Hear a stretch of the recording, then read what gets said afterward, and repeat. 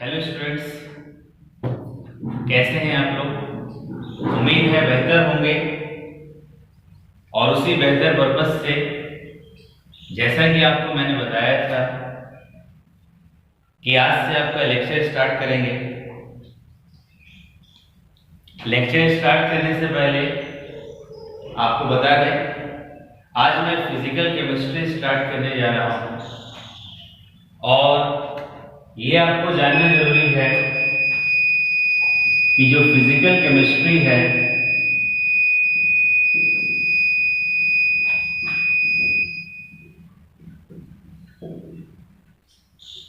हालांकि इससे पहले भी आपको बताए थे, जो लोग नहीं देखे हों वो वीडियो लेक्चर देख लीजिएगा। आपके बोर्ड एग्जाम में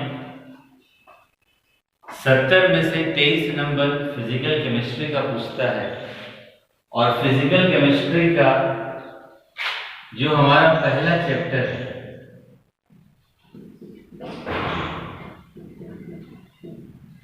chapter 1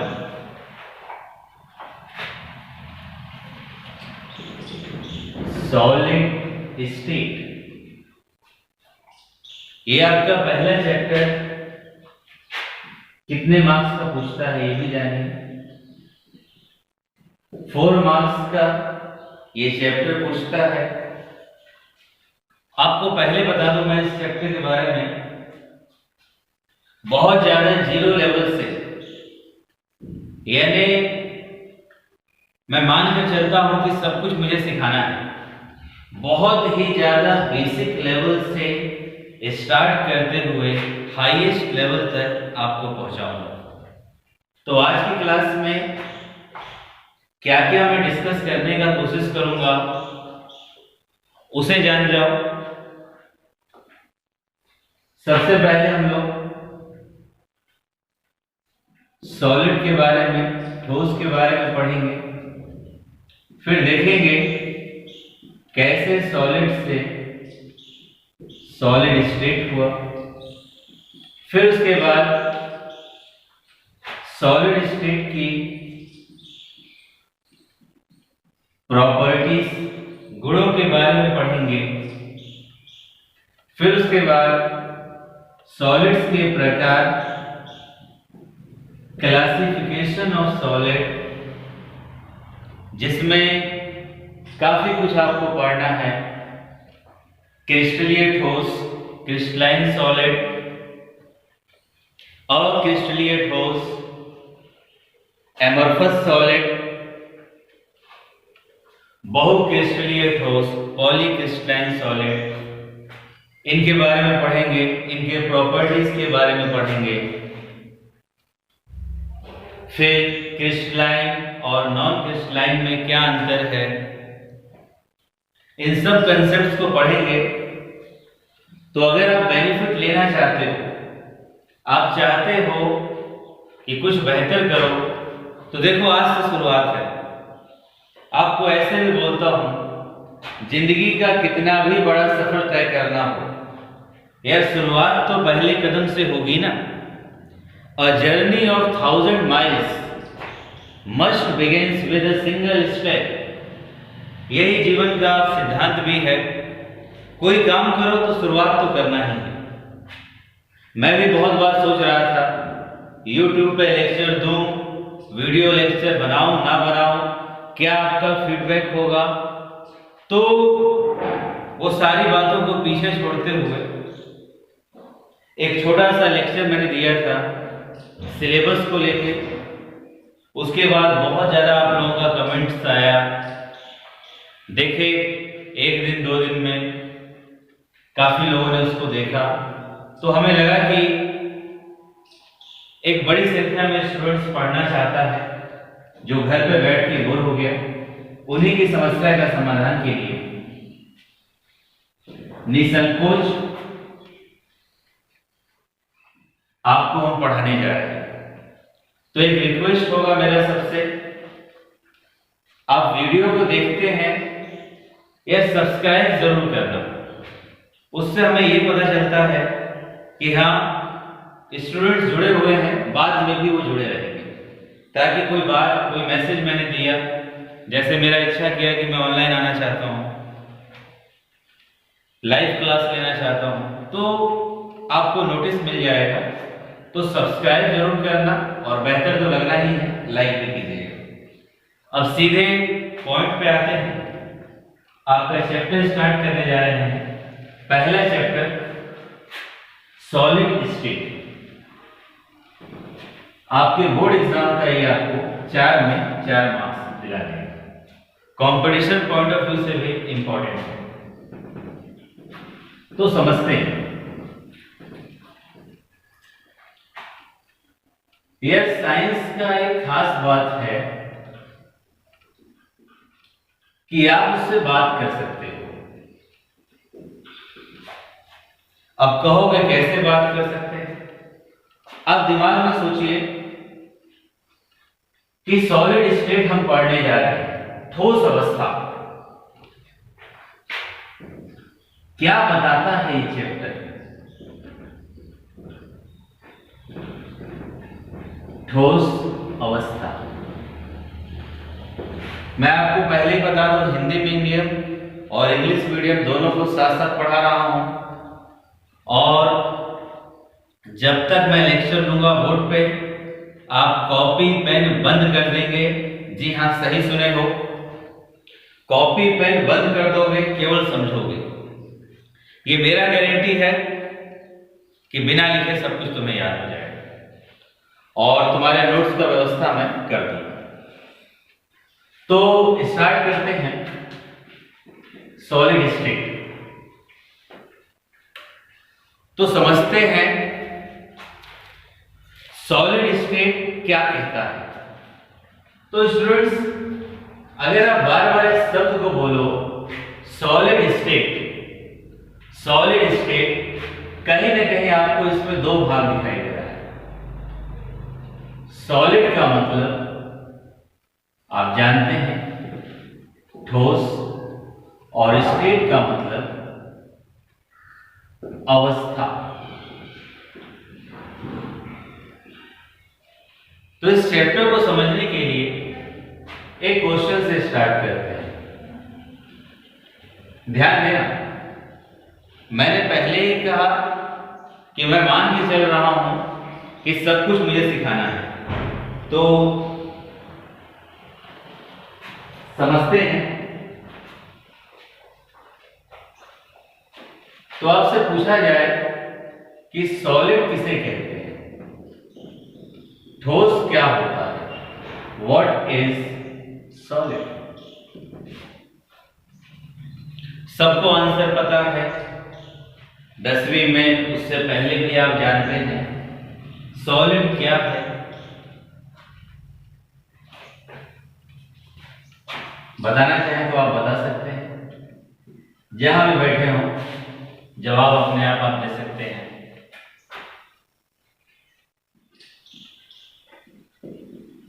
Substances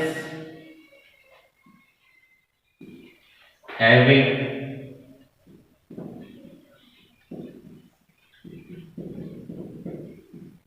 definite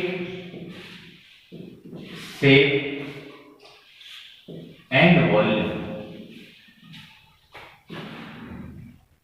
are called solid। यानी वैसे पदार्थ जिसका आकार और आयतन दोनों ही निश्चित होता है, उसे हम सॉलिड कहते हैं। तो सॉलिड का तो हमें पता ही चल गया। तुमसे अगर एग्जाम्पल की बात करें कि सॉलिड का क्या एग्जाम्पल हो जाएगा, NaCl, शुगर, कॉमन भाषा में, आम जीवन में लकड़ी, पत्थर, ये सब भी क्या है आपका सॉलिड है। अब हमें सॉलिड पता चल गया। अगले क्वेश्चन की तरफ बढ़ते हैं।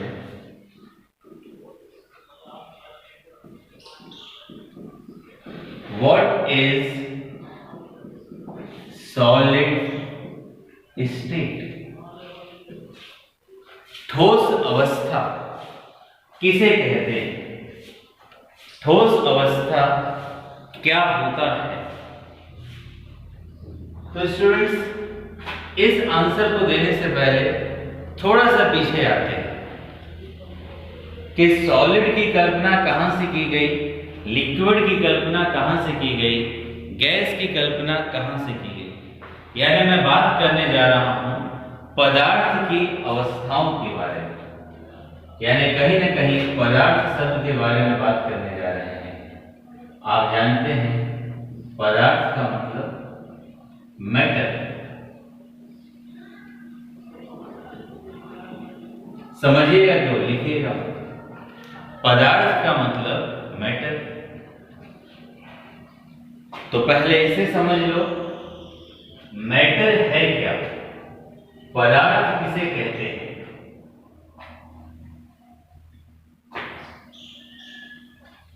अगर डायरेक्टली बात करें,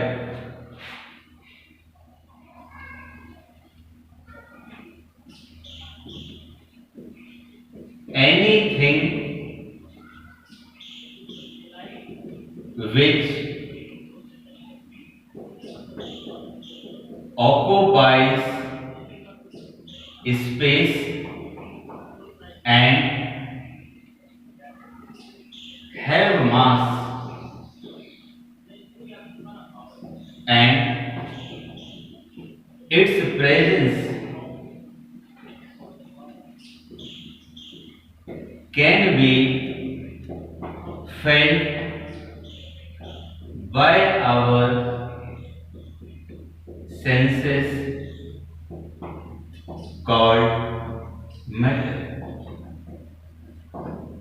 हिंदी में समझ लेना, संपूर्ण ब्रह्मांड का ऐसा कोई भी वस्तु जो जगह घेरता है, यानी संपूर्ण ब्रह्मांड का ऐसा कोई भी वस्तु जो जगह घेरता है, जिसमें द्रव्यमान होता है और जिसका अनुभव हम अपने ज्ञानेंद्रियों से कर सकते हैं, उसे पदार्थ कहते हैं। तो पदार्थ हो गए।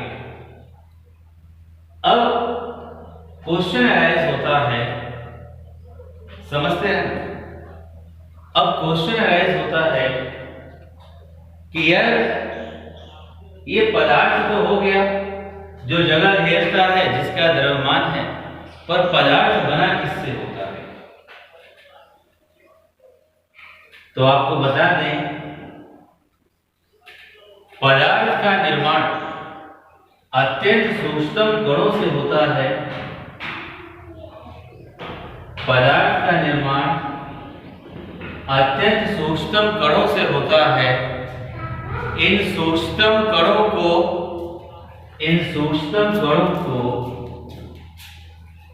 एटम्स, परमाणु कहते हैं। इन सूक्ष्म कणों को एटम्स, परमाणु कहते हैं। तो स्टूडेंट्स, बात करते हैं, जो मैटर है वो किससे मिलकर बना है? एटम्स से। और ये एटम जो है आपस में मिलकर किसका निर्माण करता है? मॉलिक्यूल का। यानी पदार्थ का निर्माण अत्यंत सूक्ष्म कणों से होता है। वो कण आपके परमाणु हुए, और परमाणु आपस में मिलकर अणु का निर्माण करते हैं। और जब कोई परमाणु इलेक्ट्रॉन का त्याग करेगा या इलेक्ट्रॉन को ग्रहण करेगा, वो परमाणु किसका निर्माण कर देगा? आयन का निर्माण कर देगा। तो यहां से एक बात हमें पता चली कि जो पदार्थ है उसका अवयवी कण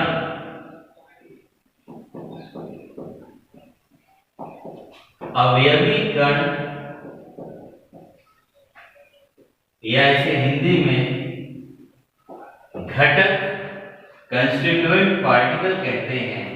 और अब जब जब मैं अवयवी कण का जिक्र करूंगा पूरे सॉलिड स्टेट चैप्टर में, आप बोलेंगे या तो एटम होगा या मॉलिक्यूल होगा या आयन। तो अभी हमारा क्वेश्चन वहीं पर है, सॉलिड स्टेट किसे कहते हैं, सॉलिड स्टेट क्या होता है। वहां तक पहुंचने के लिए आइए हम यहां से आगे बढ़ते हैं।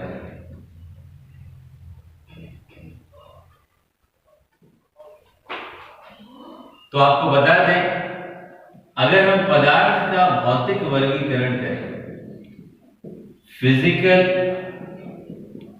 क्लासिफिकेशन, ध्यान दीजिएगा स्टूडेंट्स, ये क्वेश्चन समझोगे कभी रटना नहीं पड़ेगा। अगर हम पदार्थ का भौतिक वर्गीकरण करें, फिजिकल क्लासिफिकेशन, तो देखिए सामान्य अवस्थाएं, पदार्थ की सामान्य अवस्थाएं की बात करेंगे जो नेचुरली हमें मिल रहा है, प्रकृति में देखते हैं, धरती पे सॉलिड, लिक्विड, गैस।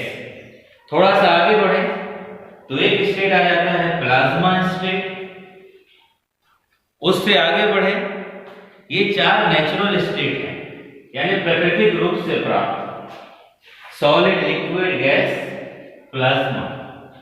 फिर थोड़ा सा आगे बढ़े, मैन मेड स्टेट हो जाता है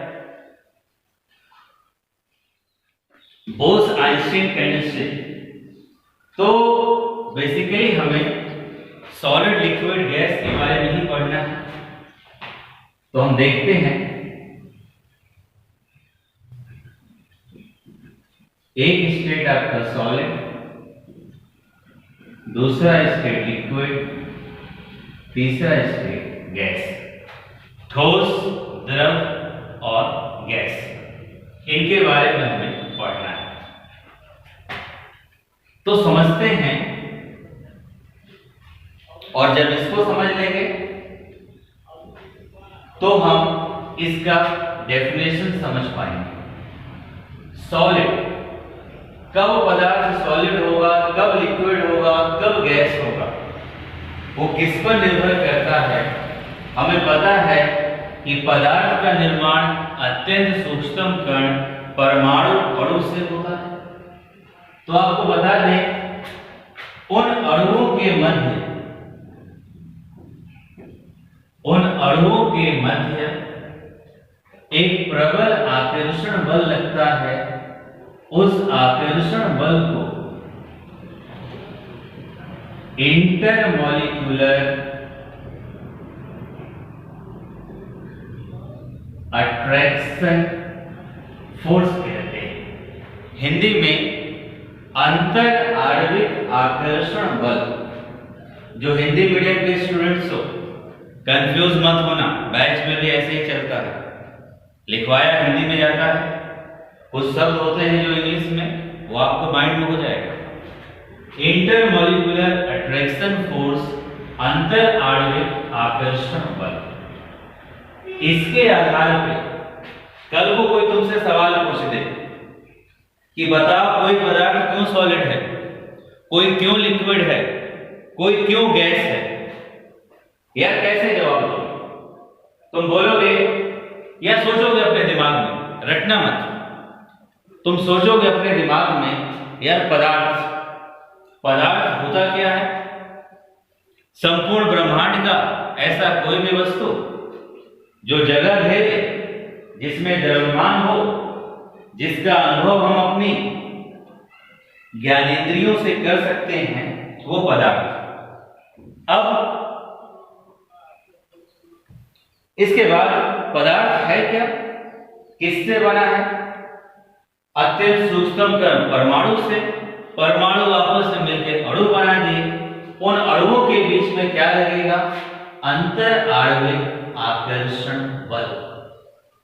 स्टूडेंट्स, इसे अंतर आणविक आकर्षण बल का खेल है।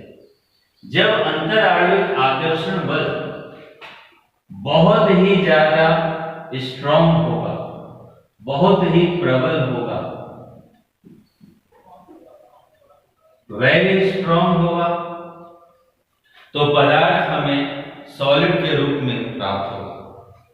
तुम बताओ ना, दो अणुओं के बीच में आकर्षण बल बहुत ज्यादा लग रहा है, बहुत ज्यादा आकर्षण बल है, तो क्या वो एक दूसरे से दूर रह पाएंगे? एक दूसरे के नजदीक हो जाएगा, जैसे लोहा और चुंबक हो गए। जब एक दूसरे के नजदीक हो जाएगा तो ऑब्वियस है उसका जो अंतर आणविक दूरी होगा, इंटरमॉलिक्यूलर डिस्टेंस, हिंदी में अंतर आणविक दूरी, सामान्य ज्ञान कहता है दो लोगों के बीच में आकर्षण है, लगाव है, तो वो नजदीक होंगे, उनके बीच में फ्रेंडशिप होता है। उसी प्रकार जब इंटरमॉलिक्यूलर अट्रैक्शन फोर्स ज्यादा हो गया तो इसके बीच का जो दूरी है बहुत ही कम हो जाएगा, वेरी वेरी स्मॉल, या न्यूनतम कह दें, मिनिमम।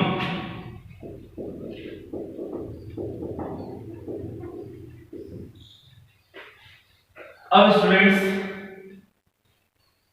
अगर अट्रैक्शन फोर्स थोड़ा सा वीक हो जाए, कम हो जाए, अगर अट्रैक्शन फोर्स वीक हो जाए यानी आकर्षण कम हो गया तो कुछ दूरी बढ़ जाएगा,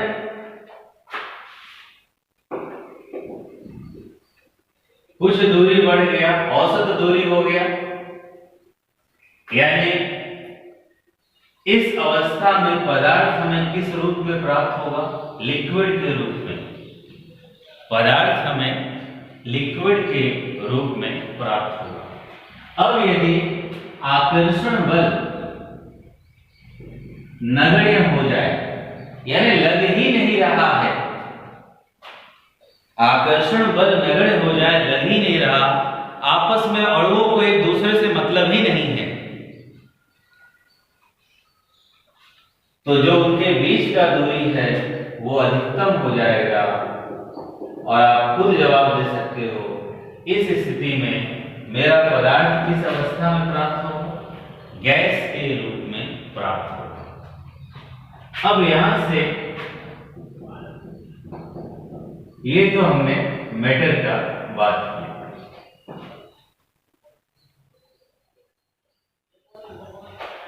अब स्टूडेंट्स,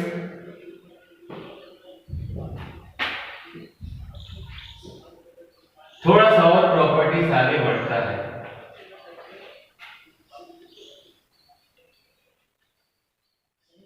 हम बात कर सकते हैं आकार और आयतन का। आकार, शेप, आयतन, वॉल्यूम। अब आप खुद बता दो, ये मार्कर सॉलिड है ना?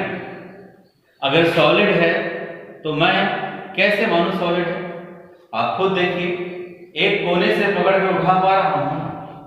अगर एक कोने से पकड़ के उठा पा रहा हूं क्योंकि इसके अणुओं के बीच में अट्रैक्शन फोर्स ज्यादा है, दूरी न्यूनतम है, तो सॉलिड है, तो इसका आकार भी होगा और आयतन भी होगा। तो यहीं से परिभाषा बना लिया हमने, सॉलिड अवस्था क्या होती है, ठोस अवस्था। अब आप बता सकते हो ठोस अवस्था का परिभाषा। ठोस अवस्था क्या है? पदार्थ की वह अवस्था, पदार्थ की वह अवस्था जिसमें अवयवी कण, ध्यान देना, पदार्थ की वह अवस्था जिसमें अवयवी कण, अणु, परमाणु और आयन, पदार्थ की वह अवस्था जिसमें अवयवी कण, अणु, परमाणु और आयन के मध्य प्रबल अंतर आणविक आकर्षण बल लगता है। पदार्थ की वह अवस्था जिसमें अवयवी कण अणु परमाणु आयन के बीच प्रबल अंतर आणविक आकर्षण बल लगता है, जिस कारण वे एक दूसरे के निकटतम संकुलित होते हैं, अत्यधिक नजदीक होते हैं, उस अवस्था को ही क्या बोला जाता है? Solid state. यानी हम जिस चैप्टर को पढ़ रहे हैं उसका डेफिनेशन हुआ सॉलिड स्टेट, एक डेफिनेशन। दूसरा डेफिनेशन आप कह सकते हैं पदार्थ की वह अवस्था, पदार्थ की वह अवस्था जिसमें आकार, आयतन निश्चित होता है, अंतर आणविक आकर्षण बल अधिकतम होता है, अंतर आणविक दूरी न्यूनतम होती है, उस अवस्था को बोलते हैं सॉलिड स्टेट, ठोस अवस्था। अब इसी प्रकार इंग्लिश मीडियम पर कंफ्यूज ना होना, उनके लिए रिपीट कर देते हैं सॉलिड स्टेट। देखो इंग्लिश मीडियम को बड़ा बेनिफिट है, साथ साथ ले रहे हैं, इस मातृभाषा तो हिंदी ही है, भले हम इंग्लिश मीडियम में पढ़ें पर हिंदी में समझने में आनंद आता है। तो बात करते हैं सॉलिड स्टेट का डेफिनेशन का। The state of matter, the state of matter in विच,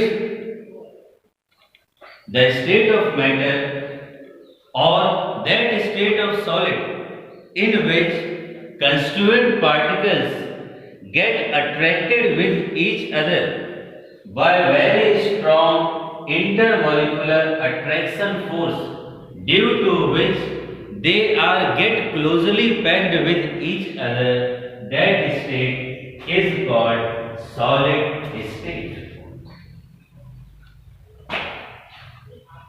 एक और डेफिनेशन देख सकते हो, वैसा स्टेट, वैसा स्टेट पदार्थ का जिसमें शेप और वॉल्यूम दोनों डेफिनेट होता है, जिसमें इंटरमॉलिक्यूलर अट्रैक्शन फोर्स स्ट्रॉन्ग होता है, इंटरमॉलिक्यूलर डिस्टेंस मिनिमम होता है, उसी अवस्था को बोला जाता है सॉलिड अवस्था। लिक्विड की बात करते हैं, लिक्विड स्टेट क्या कहती है? यह लिक्विड क्या है? यार जब अट्रैक्शन फोर्स वीक है तो दूरी थोड़ा सा ज्यादा हो गया, तो तुम खुद ही बताओ क्या लिक्विड का आकार होता है? तुम खुद देखो, क्या इस पानी का कोई आकार है? बोतल में रखे हैं तो बोतल का आकृति ले लिया, कटोरी में रखते कटोरी का आकृति, नीचे गिरा देंगे तो बहने लगेगा। यानी लिक्विड का, द्रव का शेप नहीं होता, परंतु आयतन निश्चित होता है। यानी लिक्विड के बारे में यही कहेंगे, वैसा पदार्थ या वह अवस्था जिसमें पदार्थ का आकार अनिश्चित है परंतु आयतन निश्चित है, उस अवस्था को बोलेंगे द्रव अवस्था, लिक्विड अवस्था। गैस के लिए आकर्षण बल ही नहीं है तो दूरी अधिकतम हो गई तो कोई आकार भी नहीं होगा, आयतन भी नहीं होगा। आप खुद देखिए, वातावरण में ऑक्सीजन गैस, वायु मौजूद है। क्या कभी हमने सुना है कि कोई बोले कि जाओ वहां से 10 किलो ऑक्सीजन उठा के ले आओ, 15 किलो नाइट्रोजन ले आओ? नहीं, क्योंकि गैस पूरे वातावरण में फैली हुई है। यहां से हमारे इस क्वेश्चन का आंसर हो गया। उम्मीद करता हूं आप लोग समझ चुके होंगे सॉलिड स्टेट क्या है। आपके बोर्ड एग्जाम में क्वेश्चन पूछता है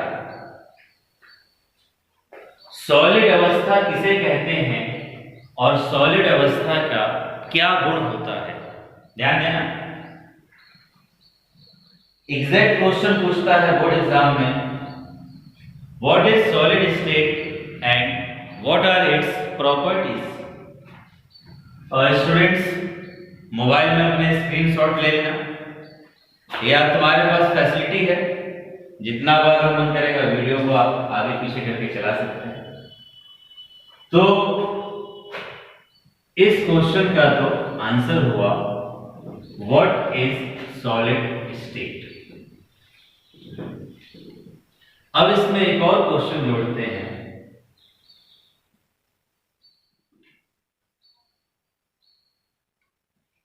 properties of solid state. Properties यानी गुणों का बात करेंगे, किसका? ठोस अवस्था का।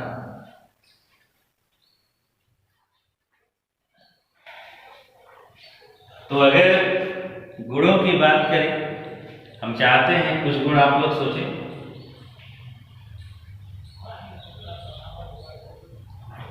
अब क्वेश्चन अराइज है कि रटोगे कि समझोगे, समझा देते हैं। प्रॉपर्टीज देखो, शॉर्ट में लिख रहा हूं और पहले ही बताया बहुत बेसिक लेवल से, तो समझने के लिए इस मार्कर को देख लो यार, सॉलिड है ना, संदेह नहीं ना है। अगर ये मार्कर सॉलिड है तो पहला प्रॉपर्टी इसका, देखो बोर्ड पे भी लिखा है, शेप और वॉल्यूम यानी आकार और आयतन, शेप एंड वॉल्यूम निश्चित होता है, डेफिनिट, आकार और आयतन पहला प्रॉपर्टी हो। दूसरे नंबर पे तुम खुद बताओ, ठोस अवस्था में अंतर आणविक आकर्षण बल बहुत मजबूत होगा।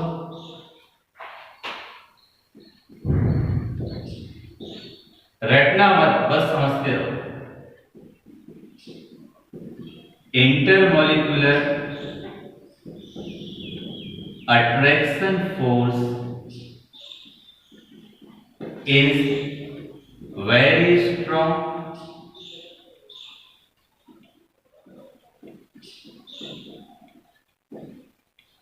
और बताओ, आकर्षण बल अधिक है तो अंतर आणविक दूरी तो कम होगा। कॉमन सेंस है। तुम देखो ना, तुम्हारा दोस्ती किससे होता है? जिससे दोस्ती होता है बैच में भी आपस में साथ में बैठते हो, यानी आकर्षण अधिक तो दूरी कम हो।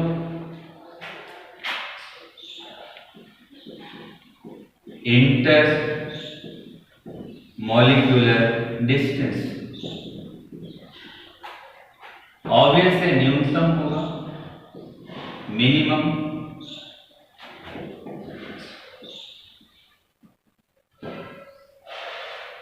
और क्या समझते हो? सोचने का प्रयास करो। अगर आकर्षण बल अधिक हो गया, कण एक दूसरे के समीप होगा ना, एक दूसरे के समीप होगा, नजदीक होगा तो घना होगा, तो उसका घनत्व बढ़ जाएगा, यानी सॉलिड का डेंसिटी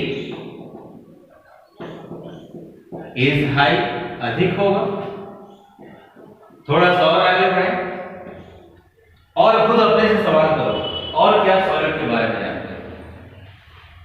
यार पानी को गर्म करने को बोलो तुरंत खौल जाएगा, क्या सॉलिड भी खौल जाएगा? नहीं खौलेगा, क्योंकि आकर्षण बल अधिक है। आकर्षण बल अधिक है तो उसका गलनांक भी अधिक होगा। गलनांक को इंग्लिश में बोलते हैं, जानते होंगे आप लोग, मेल्टिंग पॉइंट।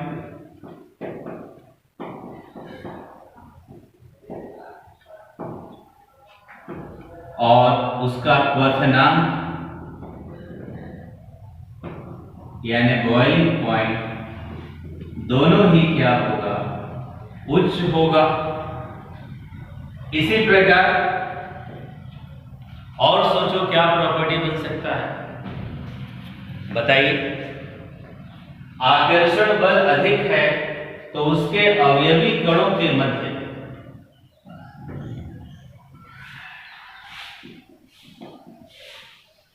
कंस्टिट्यूएंट पार्टिकल्स यानी उसके घटक कणों के मध्य आकर्षण बल अधिक हुआ। और जब आकर्षण बल अधिक है तो हमें पता है कि सॉलिड के घटक कणों का जो पोजीशन है, जो स्थिति है, वो क्या होगा? फिक्स्ड होगा, निश्चित होगा। ये पॉइंट सबसे इंपॉर्टेंट है। इस पूरे चैप्टर में आपको बता दें, यही पॉइंट चलेगा। अगर मैंने बोला अवयवी कण, घटक कण, तो आपके दिमाग में आ जाए कि सर बात करेंगे एटम का, बात करेंगे मॉलिक्यूल का, या बात करेंगे आयन का, यानी ठोस में इनका स्थिति फिक्स होता है। देखिए यहां लिखे भी तो है। और कौन सा पॉइंट आप बता सकते हैं? और कौन सा प्रॉपर्टी हो सकता है? आइए समझते हैं।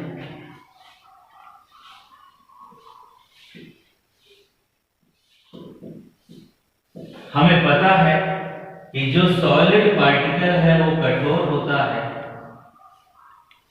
जो सॉलिड है वो दृढ़ होता है।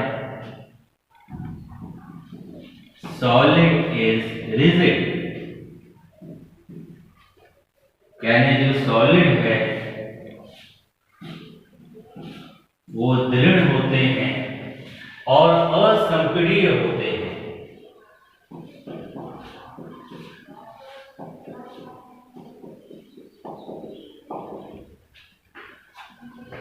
दृढ़ होते हैं और असंपीड्य होते हैं। इसी प्रकार और प्रॉपर्टी सोचते हैं।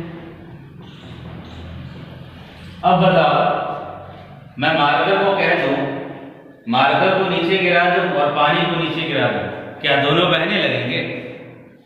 नहीं, मार्कर नहीं बढ़ेगा। यानी जो सॉलिड पदार्थ हैं, जो सॉलिड पदार्थ हैं उसमें विसरण का दर, जो उनका विसरण होता है वो बहुत ही कम होता है या नगण्य होता है। ये गैसों की तरह या द्रव की तरह नहीं बहते। डिफ्यूजन इज निग्लेजिएबल, नगण्य। डिफ्यूजन को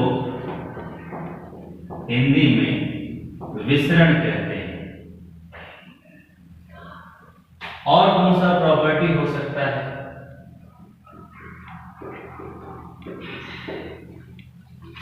और सोचिए सॉलिड का प्रॉपर्टी। अब तुम बताओ, जो सॉलिड है त्रिविमीय क्षेत्र में, त्रिविमीय का मतलब हो गया ये एक्स एक्सिस, ये वाई एक्सिस और ये जेड एक्सिस। त्रिविमीय क्षेत्र में इसका आकृति निश्चित होगा। और क्या हम सॉलिड के बारे में बता सकते हैं?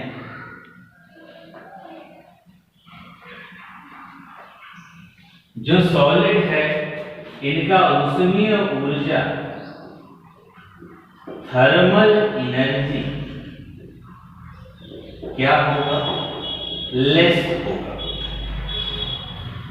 तो स्टूडेंट्स, सपोज करें आपके बोर्ड एग्जाम में सवाल पूछ दिया कि सॉलिड किसे कहते हैं या सॉलिड अवस्था किसे कहते हैं, और बताइए सॉलिड अवस्था में कौन कौन से गुण होते हैं। तो निश्चित रूप से अगर आप समझे रहेंगे तो ज़्यादा अच्छा लिख पाओगे।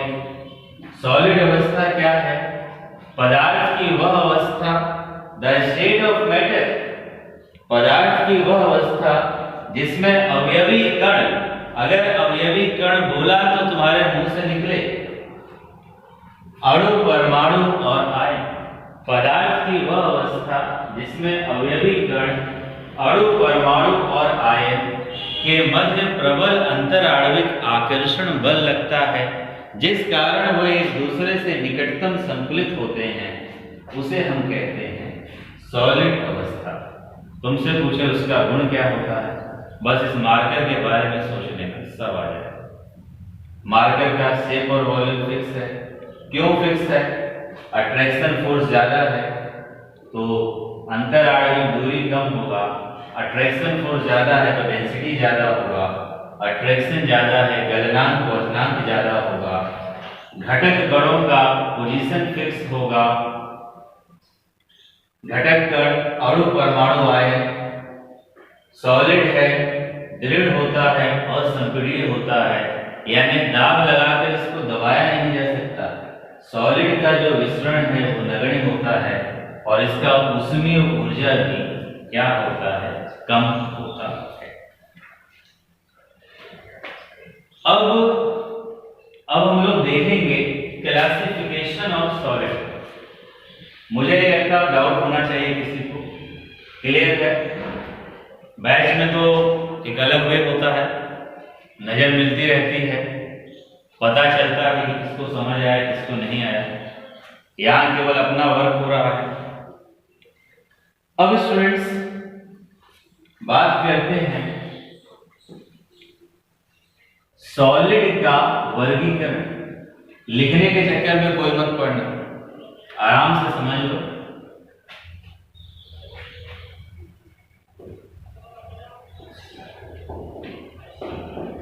Classification of solid.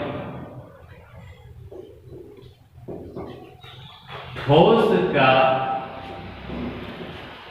वर्गीकरण, क्लासिफिकेशन ऑफ सॉलिड। तो मेरा क्वेश्चन आपसे है, देखो एक तरीका है, मैं बता दूं 2 प्रकार से 3 प्रकार से हो गया, पर उसमें मजा नहीं आएगा जब तक आप सोचेंगे नहीं, खुद से जवाब नहीं दीजिएगा, वो बेटर नहीं। तो बात करते हैं क्लासिफिकेशन ऑफ सॉलिड। ये सोचो कि यार सॉलिड का वर्गीकरण किसके आधार पर किया गया, क्या कंसेप्ट है जिसके आधार पर सॉलिड का वर्गीकरण किया गया हो। तो आपको बता दें, 6th पॉइंट बोले थे सबसे इंपॉर्टेंट, यही मेन आंसर है। सॉलिड में उपस्थित, ध्यान से समझना, सॉलिड में उपस्थित अवयवी कणों, सॉलिड में उपस्थित अवयवी कणों यानी अणु परमाणु या आयन, सॉलिड में उपस्थित अवयवी कणों अणु परमाणु या आयन अर्थात घटक कणों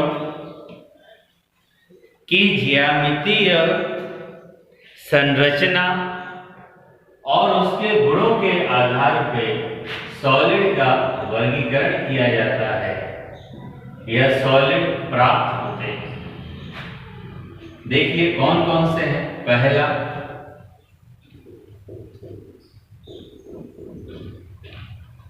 क्रिस्टलाइन सॉलिड, जिसे हिंदी में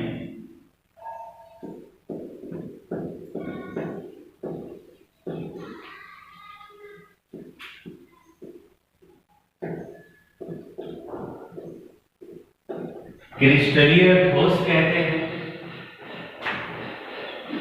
इसी प्रकार एमोर्फस सॉलिड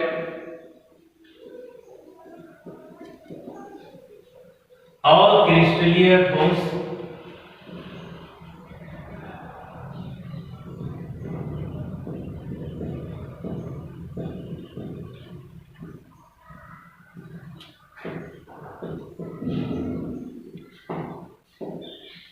बेसिकली ये दो हुआ, चाहे जो और बता देते हैं हम।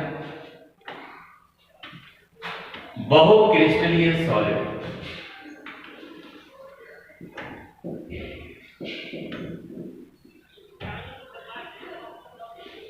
Polycrystalline solid. तो यहां मैंने 3 का जिक्र किया। पहला आप देख रहे हैं क्रिस्टलीय ठोस, दूसरा अक्रिस्टलीय ठोस और तीसरा बहु क्रिस्टलीय ठोस। तो अब हम लोग आगे पढ़ेंगे कि crystalline solid, amorphous solid, polycrystalline solid क्या है। पर स्टूडेंट्स उससे पहले मैं एक कंसेप्ट आपसे पूछना चाहता हूं मेल्टिंग पॉइंट और बॉइलिंग पॉइंट के बारे में, गलनांक और क्वथनांक के बारे में, क्योंकि यहां पर बहुत जरूरत पड़ेगा। अब अगर हम आपसे पूछें कि बताओ गलनांक होता क्या है, लिखने का टेंशन नहीं, सब कुछ लिखा मिल जाएगा। गलनांक है क्या, मेल्टिंग पॉइंट क्या है, याद रखिएगा। यह समझ ली लो तो वो जिंदगी भर याद रहेगा। मेल्टिंग पॉइंट, इस मार्कर को देखिए और इसी से समझिए कि मेल्टिंग पॉइंट गलनांक क्या होता है। तो आप खुद देखो, ये मार्कर वायुमंडल में रखा हुआ है, बेसिकली वायुमंडल में ही है, एटमॉस्फेयर में ही है। तो हम बोले कि मेल्टिंग पॉइंट है क्या, गलनांक है क्या। बड़ा डायरेक्ट डेफिनेशन, वह तापमान जिस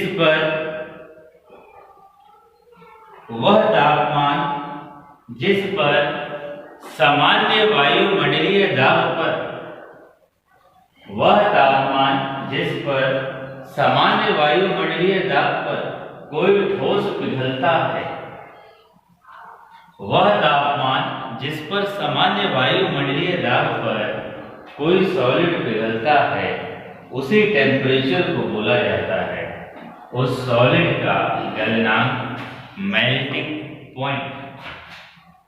इसी प्रकार एक और बात आती है यहां पर,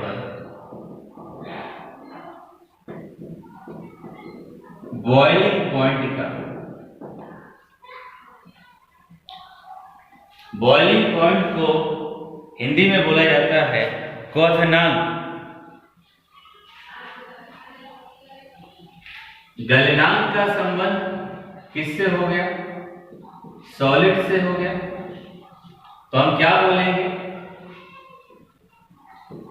वो टेम्परेचर, समझ सॉलिड गलनांक के लिए, वो टेम्परेचर जिस पर कोई ठोस, वो टेम्परेचर जिस पर कोई ठोस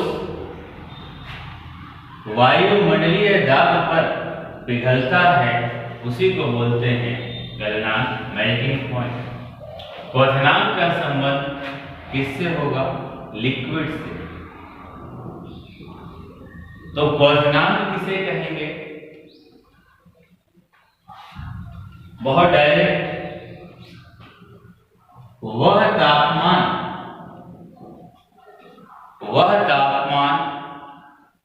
यानी हम टेम्परेचर का बात कर रहे हैं, दोनों में टेम्परेचर का बात हो, वह तापमान जिस पर किसी द्रव का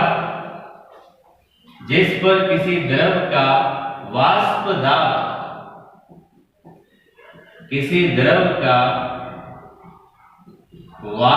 दाब, वेपर प्रेशर किसके बराबर हो जाए, इक्वल हो जाए,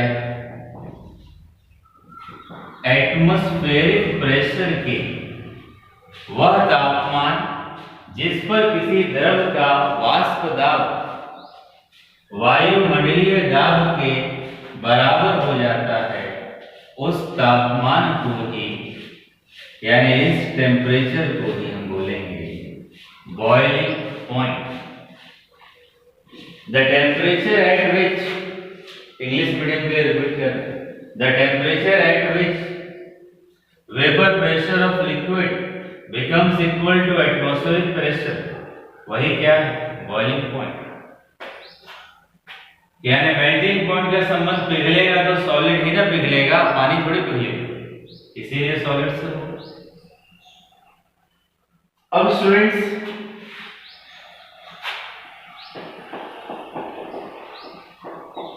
एक और चाहे तो इंपॉर्टेंट डेफिनेशन हम सॉलिड का बोल सकते हैं।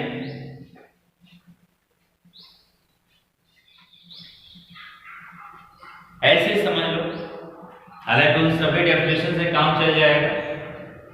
इंपॉर्टेंट बना के अपने दिमाग में रखना, सॉलिड अवस्था है क्या? बहुत डायरेक्टली किसी पदार्थ की वह अवस्था यानी सॉलिड अवस्था क्या है? किसी पदार्थ की वह अवस्था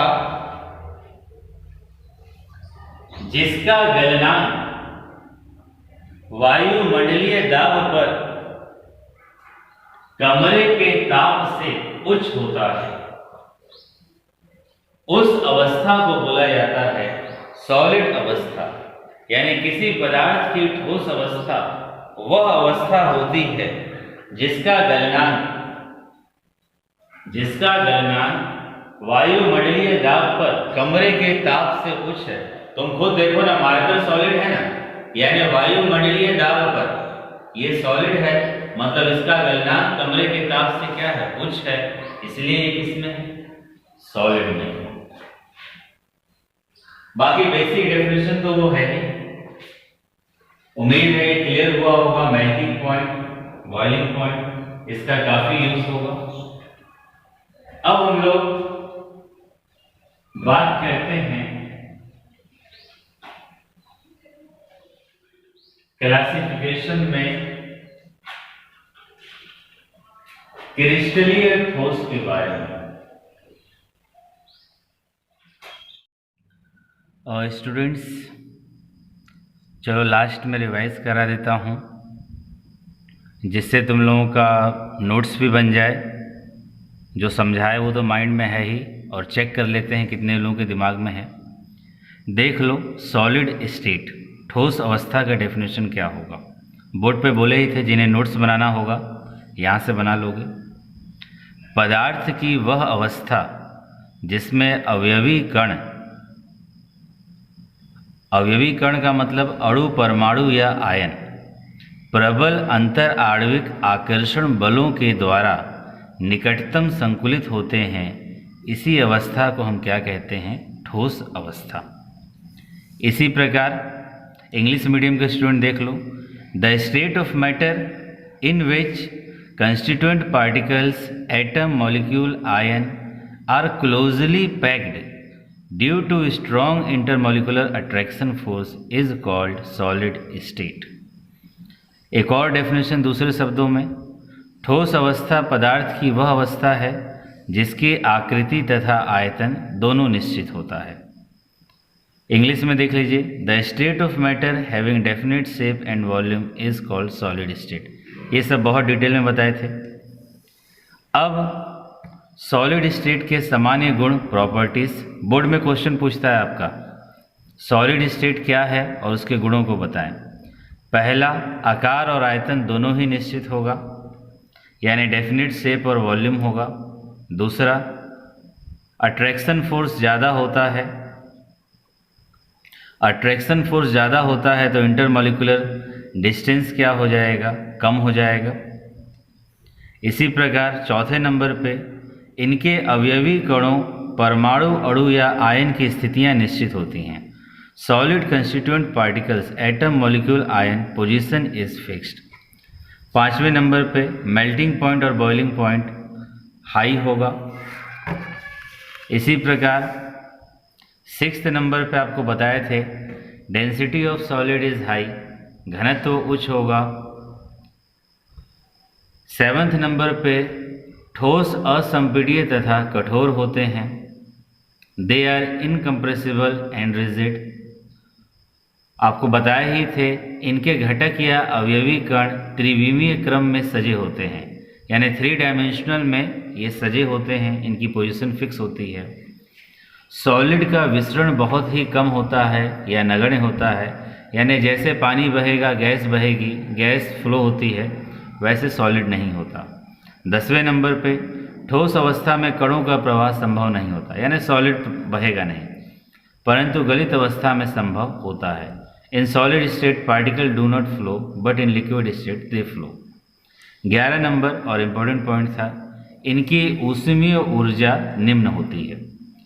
सॉलिड का एक और तरह से डेफिनेशन दे देते हैं, कंपटीशन के लिए जरूरी है। किसी पदार्थ की ठोस अवस्था, यानी किसी पदार्थ की ठोस अवस्था वह अवस्था होती है जिसका गलनांक वायुमंडलीय दाब पर कमरे के ताप से उच्च होता है।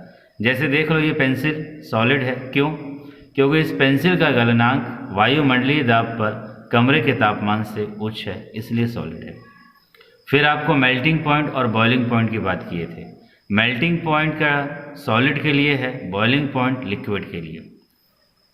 देख लीजिए, वह तापमान जिस पर सामान्य वायुमंडलीय दाब पर कोई सॉलिड पिघलता है गलनांक कहलाता है, यानी जिस तापमान पर वायुमंडलीय दाब पर सॉलिड पिघलने लगेगा उसे मेल्टिंग पॉइंट कहेंगे। इंग्लिश में the temperature at which eight normal atmospheric pressure any solid melt, यानी नॉर्मल एटमॉस्फेरिक प्रेशर पर जिस टेम्परेचर पर सॉलिड मेल्ट किया वो मेल्टिंग पॉइंट। बॉइलिंग पॉइंट वह तापमान जिस पर किसी द्रव का वाष्प दाब वायुमंडलीय दाब के बराबर हो जाए, यानी जब वाष्प दाब और वायुमंडलीय दाब द्रव का बराबर हो जाएगा तो उस टेम्परेचर को बोलेंगे boiling point. The temperature at which vapour pressure of liquid becomes equal to atmospheric pressure is called boiling point. So students, मैं समझता हूँ आप लोग बहुत बेहतर समझे होंगे, अपने नोट्स को भी बना लेंगे।